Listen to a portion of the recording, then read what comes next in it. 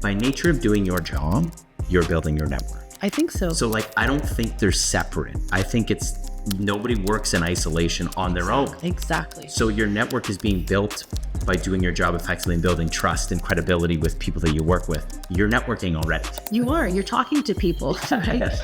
You're sharing what you're doing. You're sharing your objectives. Because imagine if you didn't share and you worked on something that's completely irrelevant.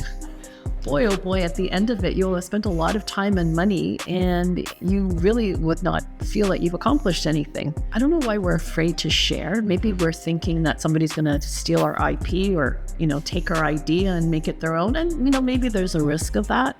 But I think there's more of a downside of not coming up with a good solution, an elegant solution for a meaningful problem.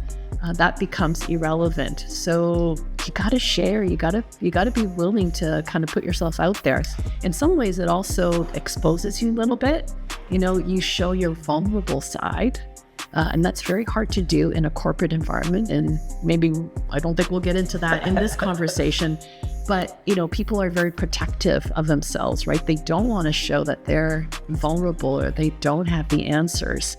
And you got to just get past all of that. I also think vulnerability, I think, is like the key of building trust and relationships. And the only way for someone to be vulnerable with you is for you to be vulnerable with them first. And that's a scary thing because there's a judgment as if I'm vulnerable and you use that against me. Then all of a sudden that's who I am. So like, I understand why people are hesitant to do it in a corporate professional sense. It is the key. Like, that's the thing that's, you got to get past it to get to that point. But I also understand the hesitation to not wanting to.